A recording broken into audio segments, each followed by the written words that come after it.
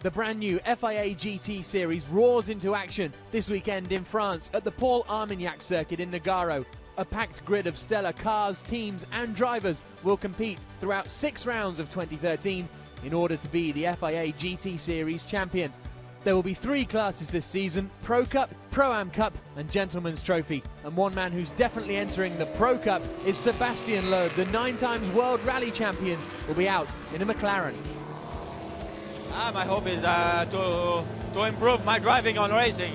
For sure I don't have a lot of experience.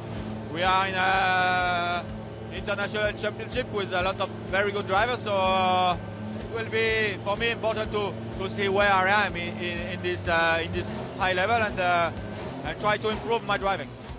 Seb will be joined in his McLaren MP412C by factory McLaren driver Alvaro Parent.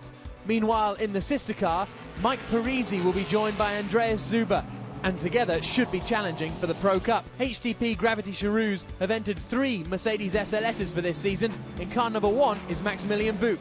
I try to fight for some points, of course. I try to be top 5 every weekend, but I'm quite confident and satisfied that we can fight for some points and having a good championship. Alan Day will be Buch's teammate. Afanasiev and Andreas Simonsen are in number 2, and car number 3 is driven by Petr Cherouz and Jan Stovacek. A great addition to the series of Phoenix Audi. The winners of last year's Nürburgring 24-hour race will field an Audi R8. Enzo Eid and Anthony Kumpen will be the drivers. The Audis should be strong here. We saw now in the dry conditions that the McLarens are really strong, and the wet, the Audis were strong, so we will see. The weather conditions will change, but we are quite confident that we will be quite good. Continuing the Audi theme are WRT. They're fielding 3 R8s this year with Laurence Vanthor and Stefano Telli in the number 11 machine. This championship, the sprint series, is really something we are looking forward with Laurence Vanthor, my teammate.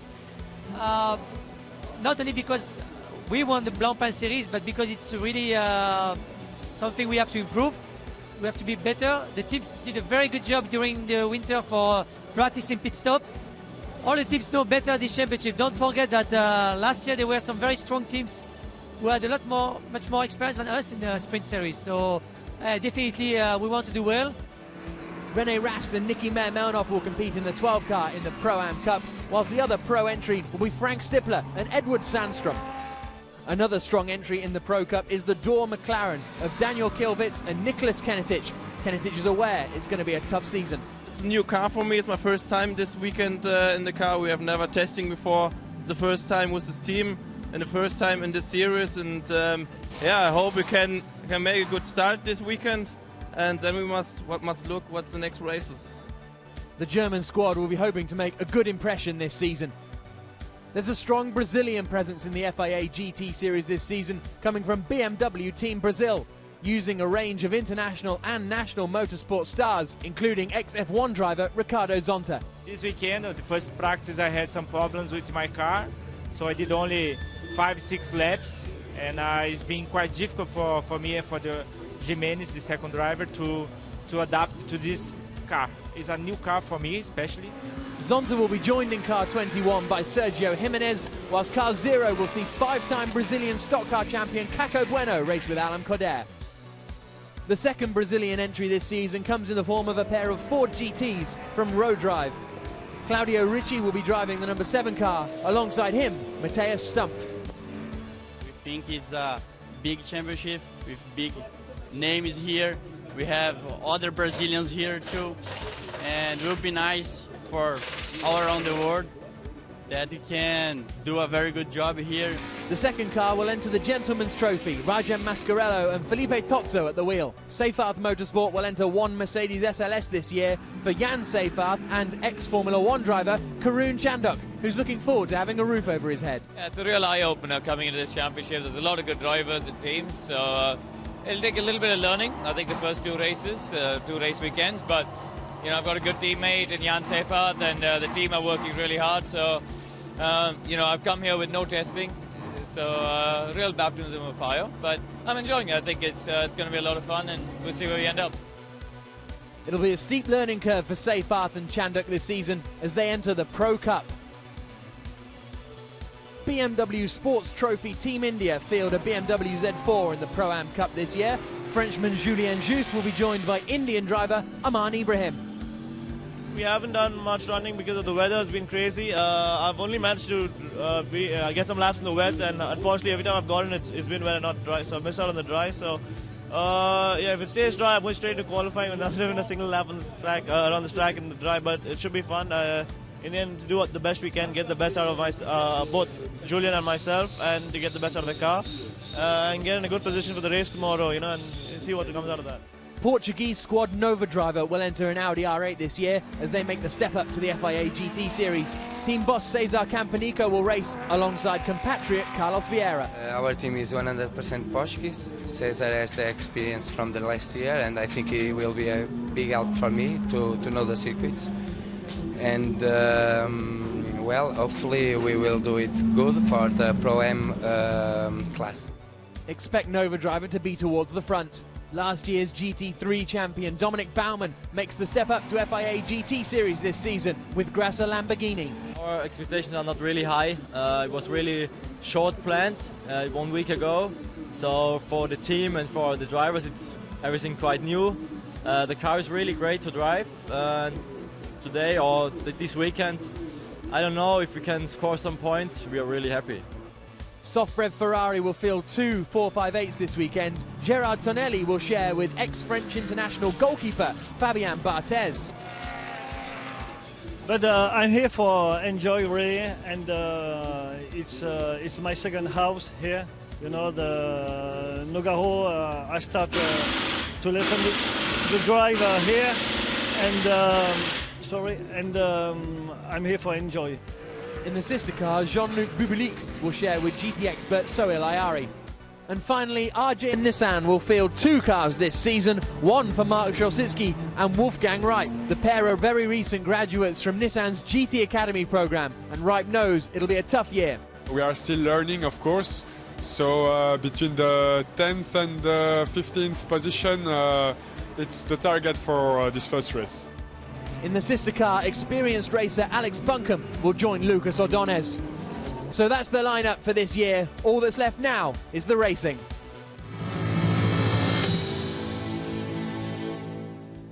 Good afternoon, everybody, and welcome to France for the first round of the 2013 FIA GT Series. It's the qualifying race that we've got coming up for you today from the Paul Armagnac circuit down in the southwest of France. My name is Jack Nichols. I'm here in the commentary box, and alongside me is John Watson. There's the big story of the championship. Alvaro Parent in the car. He is sharing that McLaren with Sebastian Loeb, the 9 times World Rally champion. It's fantastic to have him on board. Well, I mean, you look at the biggest names in the history of motorsport, Sebastian Loeb is right amongst them, and he's still an active rally driver in a sense, but he's not going to have a co-driver here today in the car with him. He's all on his own with a field of 22 other cars, and that's while he has done Le Mans, a 24-hour race. This is a sprint race on a very much different style of circuit to Le Mans, so it's a big challenge for Sebastian Loeb to address. He said in the preview there that he wants to learn to be a racing driver. It's a vertical curve for him, and the eyes of France in particular, but the world in general, are on that man right now. So here you can see the cars making their way around on the formation lap. The grid is thus. On pole position is the number 12 Belgian Audi Club Team WRT R8 of René Rast, and alongside him on the front row, as we've already seen, Alvaro Parent. Row 2, we've got another Audi. It's Edward Sandstrom and Laurence Vanthor. In fact, it's 2 WRT Audis on the second row of the grid. Then we get the first of our Nissans, which is very good to see. BMW Z4, started by Alain Cordair, is going to be very entertaining as well. Top drivers from Brazil have come to the FIA GT Series this year. And there's the other car, Sergio Jimenez driving that one. Alan Day starting in 9th place. Then we've got the Lamborghini in the field, started by Harry Projik. We've got Jay Seyfarth and Karun Chandok out there, the ex-Formula 1 driver in a Mercedes as well. Towards the back we've got Szosicki and Reip, who are going to be in the other Nissan. Cesar Campanico is 33 today, and unfortunately for him, and a bit of an early birthday present yesterday, was a 10th-place grid penalty, so he's going to be starting down in 15th place, where he qualified in 5th. And bringing up the rear of the field, we've got Jan Stovacek starting that HTP Gravity Charouz machine. So a 1 hour race to start the qualifying race of the 2013 FIA GT Series is go. When the lights go out, we wait for it. On pole position is René Rast as they head off towards the first corner then. It's not a great start from Alvaro Parent. It looks like Sandstrom has made his way up into second place. Parent's going to try and hold it all the way around the outside and does so. Running wide towards the back is one of the HTB Gravity Charouz cars. He comes back on board just in front. That's André Simonsen at the wheel. And who is that off? Oh, that's a shame. Stefano Telli, the local driver, the Frenchman, out of the race by the looks of it at the first corner. Well, he just got squeezed. Too much traffic going into turn 2. Contact with Audi in the gravel trap, and that car is out. It looks like it. So, battles throughout the field at the moment, but it looks as though René Rast has managed to hold the lead as they head down towards turn 9. There's the Dawn Motorsport. McLaren getting pushed onto the grass. Bodywork's flying as the cars came through turn 6 onto the straight. Don't know whose bodywork it is, but we'll get a glimpse in a second. So, down into the turn 7 hairpin for the first time they come. Here's a little look up the inside from the door. That's going to be contact in there, isn't there? Yes, it's a spin. And once again, it's André Simonsen who's involved. And a real shame there because that looks like it could be permanent damage for the 30 car of Sohail Ayari. And that car's got radiator damage. Yeah. Water's flowing from the right-hand side of the car. It must have been the Ferrari who we saw the bodywork coming up through turn 6. But as they come across to complete lap 1, it's very close to the lead of the race. They're weaving, trying to get some heat into the tyres. The safety car, though, has been deployed. So let's see if we can spot exactly what happens. There you can see Alan Coder right on the inside.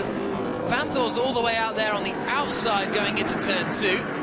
A bit of dust kicked up on the outside. Now, we want to keep an eye on the 11 Audi, which is the third Audi just there.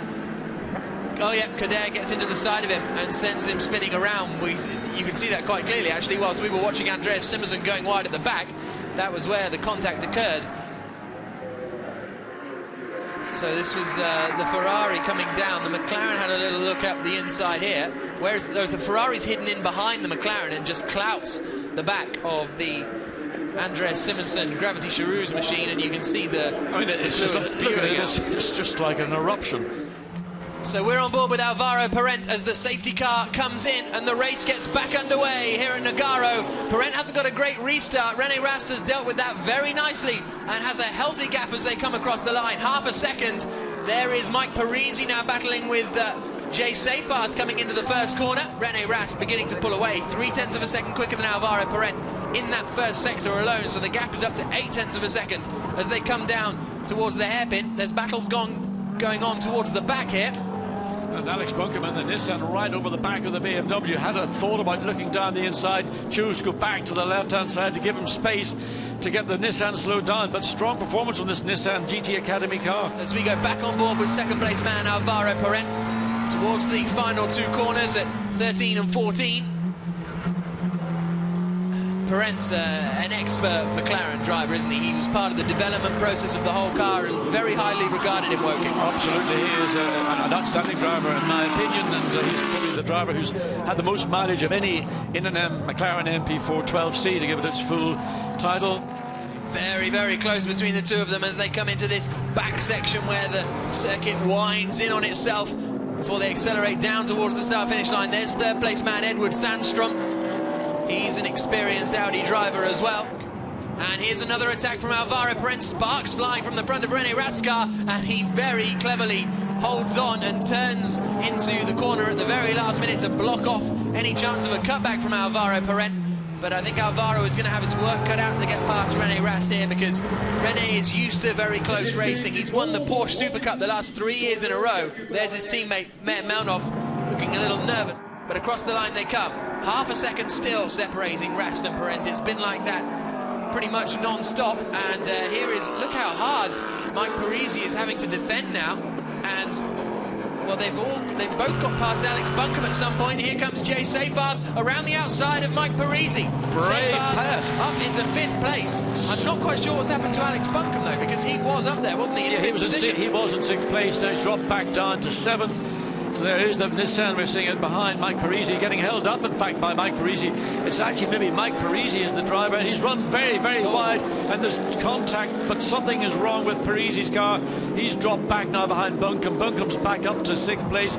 Parisi's down to 7th, and that little bit of contact There may have been something that's maybe as simple as a tyre problem, but there, now Buncombe coming under pressure. Front right puncture for Mike Parisi. That's the problem. Alex Buncombe now is having to go defensive because Harry Procek is trying to get past him. Harry Procek running in the Grasser Lamborghini. The team run and set up very late, really, by Gottfried Grasser. They weren't planning on entering this series until about a week ago. But that's a real shame for Mike Parisi, because that's going to put him back on the grid for the main race, because he'll have to pit to change that front right puncture. Luckily, these guys are very well trained with their pit stop, but he will have to still come back in to do his mandatory pit stop. That's the real disappointment for Parisi as he fires the car up and heads away again. Here's the battle for the lead again, and Rene Rast knows if he just holds that inside line, he'll be all right. Parent unable to find a way past just yet. Well, here's Fabian Barthez getting past Felipe Tozzo. A little bit of rubbing on the doors there, but finally Barthez is through and up into the lead of the Gentleman's Trophy class. Alvaro Parent needs, now I think he's quite well placed this time. He's closer than he was on other occasions. Can he get alongside before the brakes and maybe do something? This is his best shot to date. But Rene Rast surely will just hold the inside line and force Parent to go around the outside. Parent gets the cutback, but that'll give him the... Oh, he has to dab on the brakes there going into the kink at 8. Very, very close racing between the two of them. And there's Alex Buncombe then. He's in 6th position. Jay Seyfarth up ahead is in 5th position. The pit stop window is open then, so from now on, drivers can come in to change all 4 tyres and swap the drivers as well. So seeing who will come in first will be interesting. Well, the first 2 cars coming in already. Yep, Enzo Eid, that is coming into the pits, I believe, as he pulls in. As Stefano Telli heads back out onto the race circuit. Quite close to picking up the number 1 Mercedes there. We've got a problem here, haven't we, for Frank Stimpler. They're taking it very easy in the pit lane. So I think, unfortunately, our 3rd place car is in a little bit of trouble now. Sebastian Loeb is getting ready. Getting ready then to take over. Look, Parent right on the back of the Audi coming down. He's going to try and pull up alongside. He's going to have to go the very long way around. Rene Rast is mega on the brakes. And again, I mean, literally on the outside of the Audi, again, hasn't got the space to make it stick. He's going to have a little nose towards the inside line. Look how close these two are running. Fantastic onboard pictures there. It shows you just how tough it is to race one of these GT cars around Nogaro, under the Dunlop Bridge now. Down a few gears on the paddle shift gearbox. Well, there's a problem. Oh, now that was certainly got a penalty for driving. Not only does he drive across it on the entry, he goes back over the white line to swing into the pits. Yeah. Well, do you know, I mean, how basic is that? Julien Jousse might be in a little bit of trouble there, because cutting the pit lane entry is definitely not allowed. In the pits comes Rene Rast then, to hand over to Niki Melnov. WRT, very strong, but Parent has clear air. Yeah, Parent's got clear air, but he hasn't got a lot of time to spare. By the time he completes this lap, he's going to be just about 10 seconds or 15 seconds within the pit stop window closing. Well, here's the pit stop going on. Just one more wheel to go. Yeah, there he goes. Watch the white line. Oh, he just about gets it in. Hard on the brakes, really nails the brakes, turning into the left, right to get onto the pit lane. So this is the big moment in the race so far. Into the pits comes Alvaro Parent. Can they get the McLaren in and out before the Audi comes past? That's going to be the big task. In comes Loeb. Remember, look at this, great view. In his earlier life, Sebastian Loeb was a gymnast. And he is mega fit and supple. And you could just see him getting into the car. I mean, it was just poetry in motion, the way he just got in. They've no doubt practiced this many times before they come to Navarro. Tightens down the belts. He's happy. Left front's going to go on. There is the Audi. I think Melnov has done this, you know. He's coming down the start-finish straight now. Loeb heads out, but it's comfortable for Niki Melnov, the Sebastian Loeb Racing team. Very, very good, very professional outfit, but they don't have the tyre-changing experience of the WRT squad. And Sebastian Loeb then comes out in 2nd place. Melnov leads, and I think it'll be Karun Chandhok in 3rd place.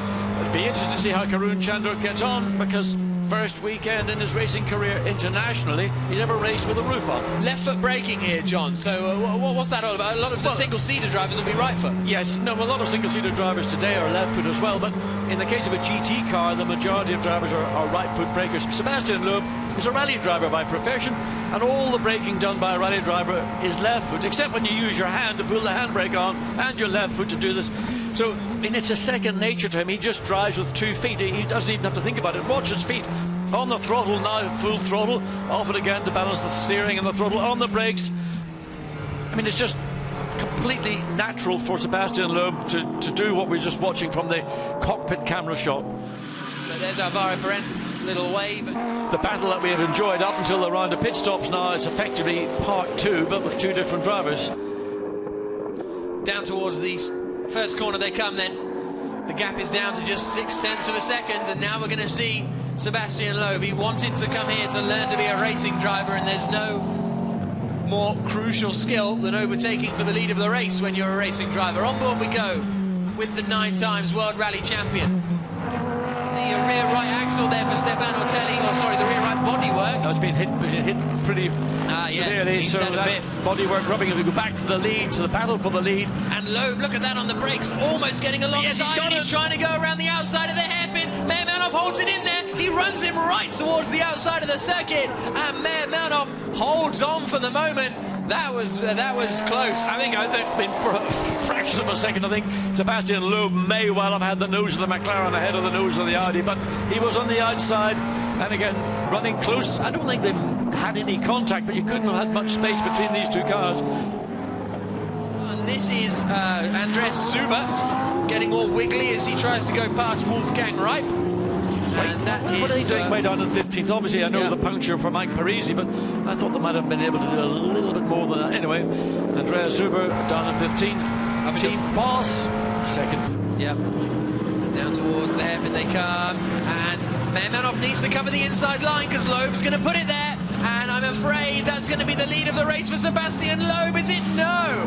Well, Mehrmanov well and truly squeezed. I'm going down to Park Fermi to do the interviews with the drivers, lead first 3 places, and I will love to see the body action between the 2 Audi and the 2 McLaren drivers, because they'll have tales to tell. Absolutely. There'll be a lot of if, ands or buts in their summaries of their races. Mehrmanov needed to hold the inside line earlier, didn't he? We could see it coming, and we've seen on the last lap how good Loeb was on the brakes.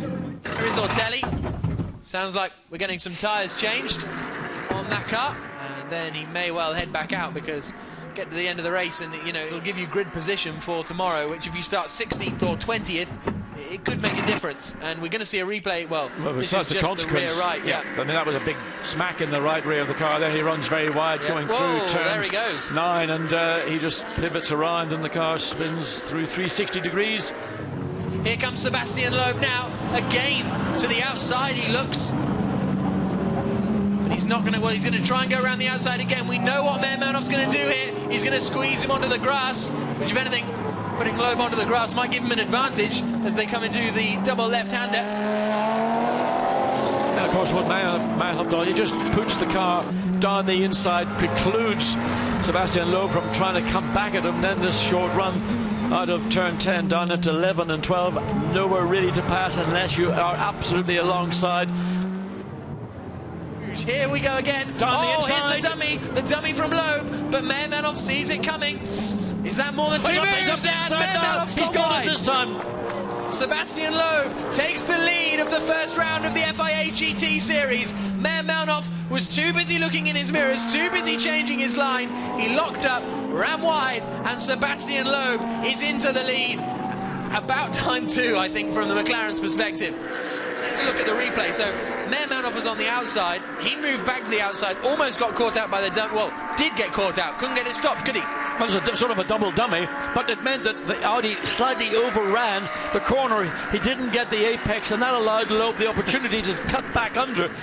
Oh, that's Aman Ibrahim and Lucas Ordonez. So those two have, I presume, come together at turn 7. I mean, that pretty much will be. I don't think it needs to be Jessica Fletcher to figure that out. Probably a puncture there as well. Here we go. Ordonez. Yeah, down the inside. Really close enough, is he? And is the Audi going to? The Audi just drives down. And, well, you know, when you're so far wide and you cut across. I don't know what the regulation is in GT racing regarding how far up or how far back a car is going to be to have to concede the corner. But certainly in Formula 1 terms, the Nissan had the corner in that case. Here's the second place battle then. And really, it's one chance. It's now or never, I'd say, for Maximilian Buch. Maybe going to try and force an error from the Audi driver, as we saw Sebastian Loeb do some minutes ago, but no, he's not able to do it. But he is. Ooh, he just got the nose almost to the tail of the Audi as they swept into turn 8. But these two aren't going to grab the headlines. The man who is going to grab the headlines is going to be Sebastian Loeb. The 9 times World Rally champion sees the checker flag and wins the qualifying race here at Nogaro. Second place just for Nicky Meyer-Melnoff. Only a tenth of a second between them as they cross the line. Third place, Maximilian Buch in the HTP Gravity Charouz Mercedes. Fourth position is going to be Anthony Kumpen. And he's got a bit of traffic in front of him, but that's not going to cause him too much problems. Fourth place for Kumpen in the Audi. Fifth place for Carlos Vieira in the Audi. Strong performance from Nova driver. Very, very good to see the Portuguese squad doing so well. Karun Chandok will come home in 6th place, but Sebastian Loeb takes the win. The applause from all around the circuit.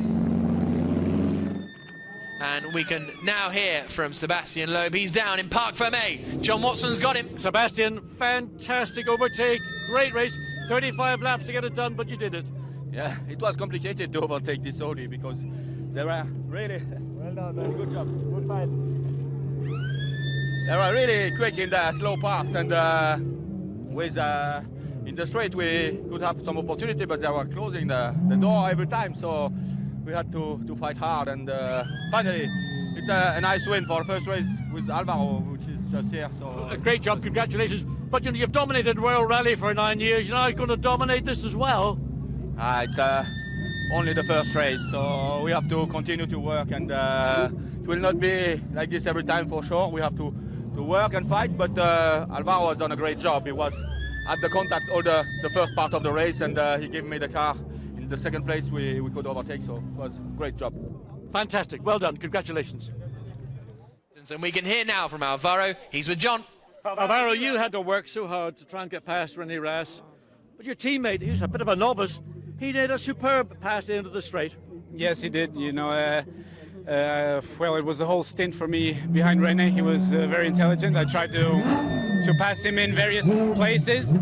It was not possible, but you know, a good race, and then Seb, what a fantastic pass, you know, into the hairpin. And really, really proud, and all the work we've been doing is paid off today. Well, more important tomorrow, but yeah, it's great.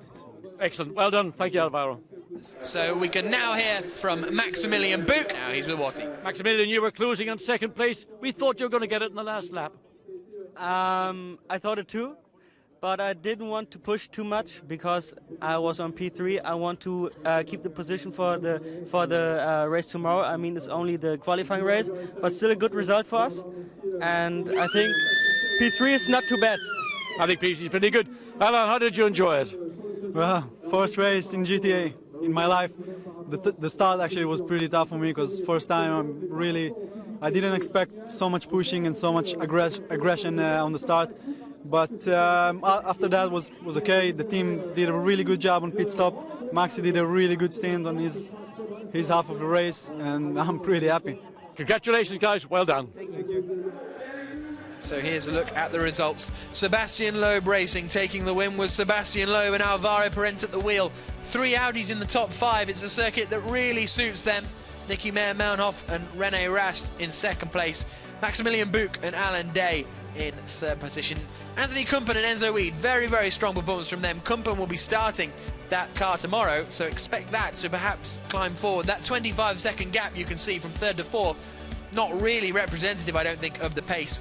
Caca Bueno and Ricardo Zonta, very excited to see them starting a little bit higher up in the field tomorrow.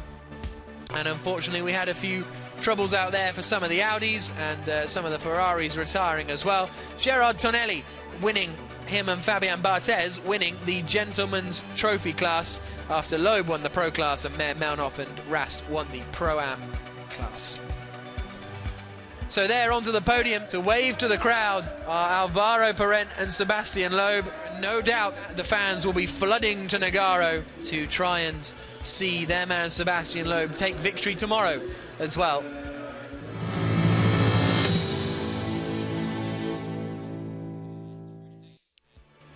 Good afternoon, everybody, and welcome to the first main race of the 2013 FIA GT Series. We're here in France at the Circuit de Paul Armagnac in Nogaro for the opening round of this 6-round season. The weather, as you can see, is a little bit wet. The rain has now started again by the looks of things. It's been on and off all day, mainly on, it has to be said, but there's plenty of hardy fans who have come out for this traditional Coup de Pâques weekend, the Easter trophy, here in the southwest of France. 11 degrees, the air temperature, you can see it's pretty chilly. So the lights are off on the safety car with 55 minutes to go. The race starting in the rain behind the safety car, but now we've got racing proper. Sébastien Loeb leads the main race here at Nogaro across the line. Niki Meyer-Melnhof is coming with him. The BMWs are already fanning out, and in fact that's an attack on Karun Chandhok going into the first corner, and it looks like already Kaka Bueno has made it past Karun Chandhok. As they come through, yes, Bueno ahead of Chandhok, who's now coming under pressure from Zonta, and Andreas Zuber is right with him, but Sébastien Loeb it is who's in the lead of the race and is starting to just pull away a little bit. Look at the conditions down there at turn 4. Chandhok really struggling to find the grip. There is number 11, Stefano Ortelli, slicing his way past the 32 machine, started by Wolfgang Reip, and we go on board now with Ortelli. In front of him is the Grasser Racing Lamborghini, started by Dominic Baumann. As we go back to the lead through turn 5, and Niki Meyer-Melnhof may have, well, it's showing 3/4 of a second. It looked slightly less than that as they go through turn 5. And Niki Meyer-Melnhof may well try, as the BMW does get alongside the Audi in turn 5, sideswipes it. Oh, that was so close. I don't know how Carlos Vieira held on to that one. I'm not sure if there was contact, I think. There was very slight contact, but in these conditions it only needs that slight contact just to push the car sideways. Great job in recovering it, but more so in maintaining his position. And also Ricardo Zonta is coming under pressure. Here comes Andreas Zuber up the inside. He's not close enough into the turn 7 hairpin as he darts out of the spray to have a little look, but Carlos Vieira, I don't know how he managed to hold on to that in these wet and slippery conditions. And behind, Karun Chandhok is still holding on to that 9th place. Sébastien Loeb has just set the fastest first sector of anyone, but Niki Meyer-Melnhof responds with the fastest middle sector of anyone. Impressive driving this from Meyer-Melnhof, you have to say. Yes, I think, I mean, he got a tough lesson, does it? Dives the 4, dives out the inside of Karun Chandhok. Goes through the puddle, Matej Stumpf on his way past. Chandhok finds more grip around the outside, a little bit of rubbing, and Stumpf is through. Chandhok's going to lose out now as well to the car behind of Sergei Afanasiev, who comes through as well. So Chandhok drops down to 11th place. Here's a look at the replay then. So it's the 14 Nova driver car. Oh, he gave him a little gentle rub. Nothing, I mean, just something that would have been barely, you'd have seen it in the paintwork, but enough in these conditions just to swing the Audi's tail out. You know, this is the rear view shot which we've got on the back of Karun Chandhok, I believe, coming through the long right-hander. That's Stefano Ortelli behind. Battle over 11th place still. Ortelli's got past Baumann on this lap, and will soon be trying to get past Karun into the final corner, and Ortelli takes a wider line in. This should give him the opportunity coming down towards turn 1. Chandhok knows it, goes defensive. Ortelli still tries to find the inside line into 1, and he should have got that job done, I think. No, I think he got it done pretty comfortably. Yeah. Well, not pretty, he got it done. Let's leave it there. Oh, and the BMW, the India Team India car, off onto the grass. That's Aman Ibrahim down at turn 4, so maybe some contact somewhere. Zonta has to go defensive now. This is cut back to the battle for 7th place, sorry. And Andreas Zuber's got it done on the brakes. Good move. And here comes Afanasiev to go past Stumpf behind. Stumpf gets the cutback, does he? No. And here comes Afanasiev up the inside. A little bit of a contact between him and Ricardo Zonta. Zonta holds it on and then moves across on Afanasiev. That was a little bit rude, perhaps, from Zonta as they come out onto the back straight. And Matej Stumpf is going to want to take both of them. Stumpf's pushed onto the grass. I don't think Afanasiev knew he was there as they head down towards turn 7. Dominic Baumann in the Lamborghini on the right-hand side will try and take advantage of that, but he's not close enough. After all that, no positions change, but that was a big moment for Afanasiev. But it got our heart rate going, didn't it? Here's a look at the replay. I don't think that the Mercedes knows the Ford's there. No, he can't. So he's looking at the BMW. The Ford opportunistically is trying to benefit from what's going on with the Mercedes. Here we go again. Afanasiev trying to get to the outside of Ricardo Zonta as they come into turn 1. There's more rubbing between the two of them. Afanasiev can't quite make it. Zonta holds on. He certainly did. I mean, this is good, hard I mean, almost, well, less aggressive and entertaining. And once or twice, virtually in one lap, they've been side by side robbing paint. Afanasiev has actually received a black and white warning flag, I presume, for that manoeuvre of pushing Mateusz Stumpf onto the grass. And that's a rude manoeuvre from Afanasiev. That's British. Oh, there we go. Zonta gets him back. Afanasiev is off, and Sergio Jimenez watches on. Afanasiev may be able to get out of there, may not. We'll wait and see. But all this has allowed Mateusz Stumpf past. Here comes Stefano Telli now to try and join the party and make up a few places in the Audi. We're on board with him. He's in the middle of a three-car sandwich coming down into 7. And he has to settle in behind the Lamborghini. But Zonta has lost 4 positions there. Let's have a look at it again.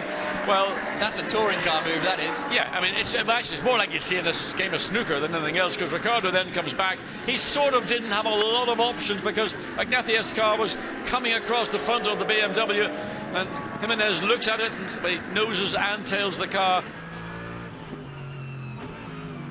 Karun Chandok, who we're on board with and who we're now in the grass with. He got hit, he got put on the back. He could see his hand as Frank Stippler possibly was the car behind him as they came across the line the last lap. Clearly, Karun Chandok got an almighty whack in the rear of that SLS Mercedes. And you can see the back of that car. Now, has he got suspension damage, or is that just simply because he was off track and on the grass?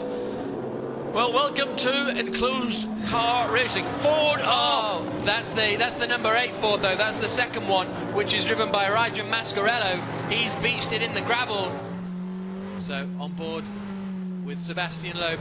The gap between them comes down again to under half a second. So this is going to be, well, it has been a very impressive drive from Niki Mermanov, who, in all senses of the word, both in categorization and in the way he enters, is an amateur, but he's driving very professionally this afternoon. So Stippler, Zonta and Chandok have all come into the pits to hand over to their second driver. There is Frank Stippler. He's handed over now to Edward Sandstrom, and the WRT squad very happy with that, because I think they've come out in front, and here is Caca Bueno now coming under pressure from Andreas Zuber. How long will it be before Zuber comes in to hand over to Parisi? Vanthor gets in, plugs into the radio, and Ortelli puts his belts on for him. Yep, now that's what the co-driver or the drivers do. They share the workload. Not easy to get into these cars, are they? Looking towards the inside line, and this should be job done for Alex Buncombe. Maybe look at the Lamborghini and the Ford. This is Mateusz Stumpf and Dominic Baumann. And they're battling over 7th place. Neither of them have made their pit stop. And Stumpf is in that 7th place ahead of Baumann, but then he loses it. Just on throttle on the edge of the corner, just too greedy, maybe caught the edge of the curb. Different levels of grip between the racetrack and the curbing. And around she went, and there is... In comes Sebastian Loeb into the pit lane, as if the weekend couldn't get worse for the sister car. A drive-through penalty has been given to Mike Parisi and Andreas Zuber for not respecting their start position, which is a real shame for them after a great race. But this is the crucial pit stop then. Alvaro Perrin taking over from Sebastian Loeb. Yesterday, when these two came into the pits, their total pit stop time for the number 9 car was 48.611 seconds compared to 43.3 for the WRT squad. Sebastian Loeb explains his stint, and yeah, he did a good job. The difficulty is now, though, isn't it? Because Alvaro Parente is going out, very experienced driver, very good racer, but he's not going to know where the grip is on this circuit, whilst Mermanov is out there knowing exactly how to push, exactly where he can push, and he's coming into the pits now. Oh, close to that white line, but I think he got away with it. He did. He was on the right side of the white line. So this is going to be the key pit stop, the crucial driver change. Get wheels off, wheels on. And to see about René Rast, who is absolutely stunning, but a great job done by Niki Meyer-Melnhof, and put pressure all the way through the first half of this race. They've got a problem. They haven't. Meyer-Melnhof hasn't lowered the car or turned off the engine or something. There was some drama at the rear right. The men were shouting. So whether he hadn't killed the engine, one of them had to go in and turn the engine off. I presume, because the engine cannot be running when you're making the pit stops. Correct. So here comes Alvaro Parente. This could make this very close indeed. They got the rear left going. It's a problem. It's not coming off easily, and that's cost time. Audi have lost a bunch of time. Cars now. Away goes René Rast as Alvaro Parente comes down the pit straight then, and I think Parente is going to take this one. and WRT are quite a long way down the pit lane. It's going to be so close, but here comes Alvaro Parent to move into the lead of the race. No! Rene Rast holds on! Rene Rast holds on, but Parent's going to know where the grip is. Rast going to the right, Parent's got to go to the left. Can he have enough speed in the straight to go the long way round?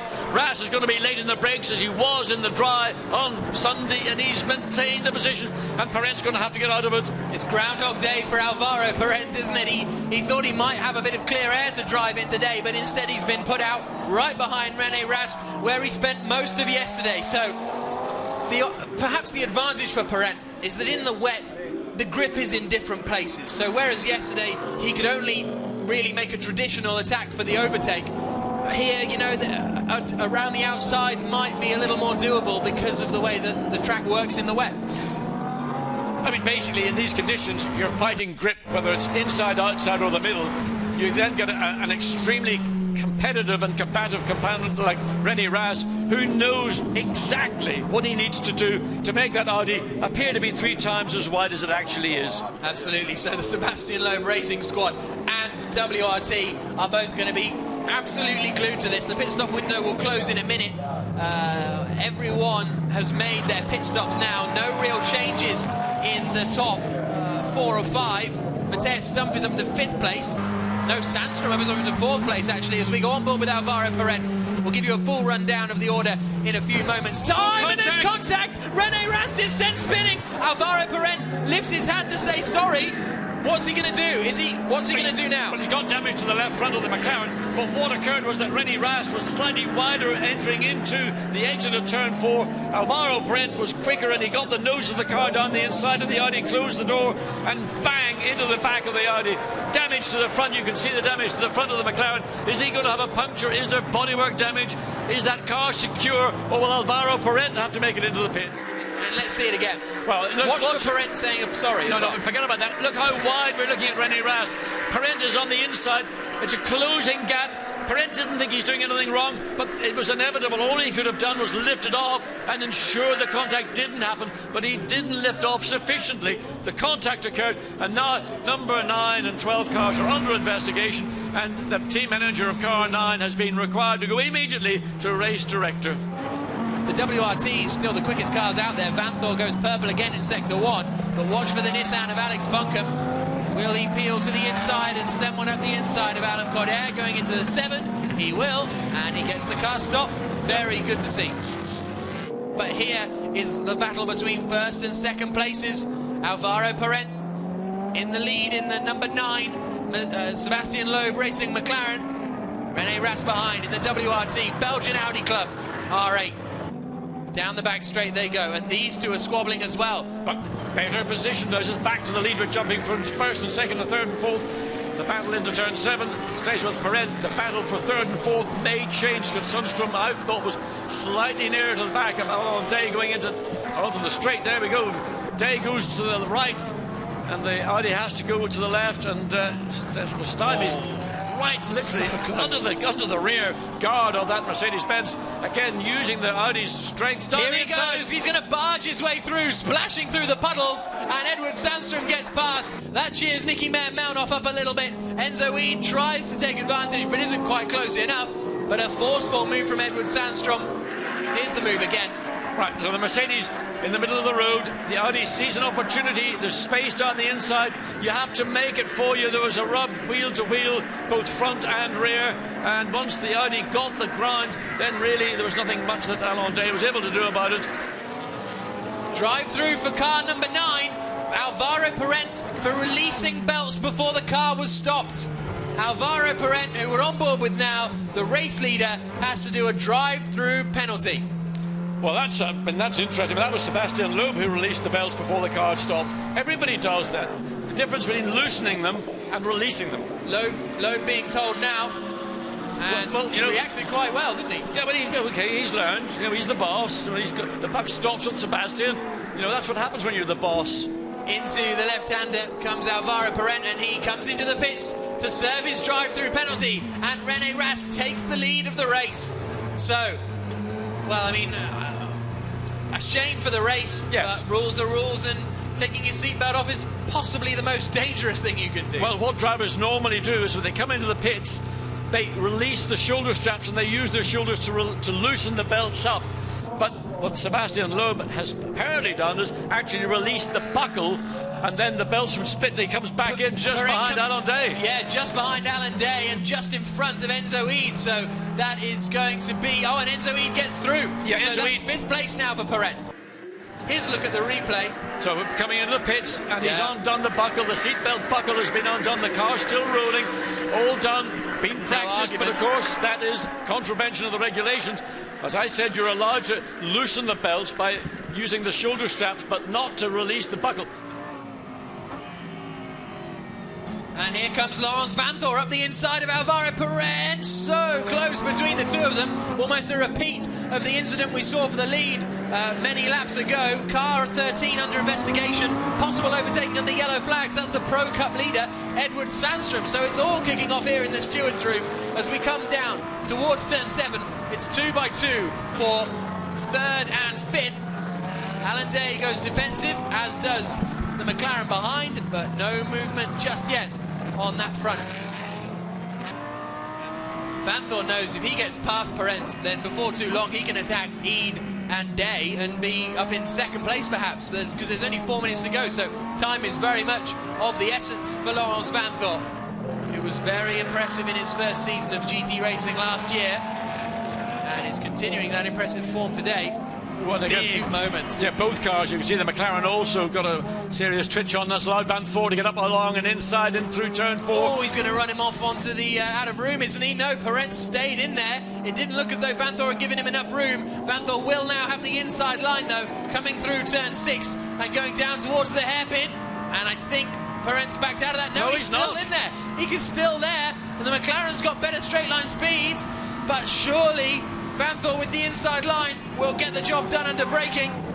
Yes, he does. Perent did everything he had to do through turn 4, through turn 5, through turn 6, got slight advantage on the straight, but Laurens Vanthoor was on the inside. Now Alvaro Perent looking to come back up the inside into turn 9, then the short run down into turn 10.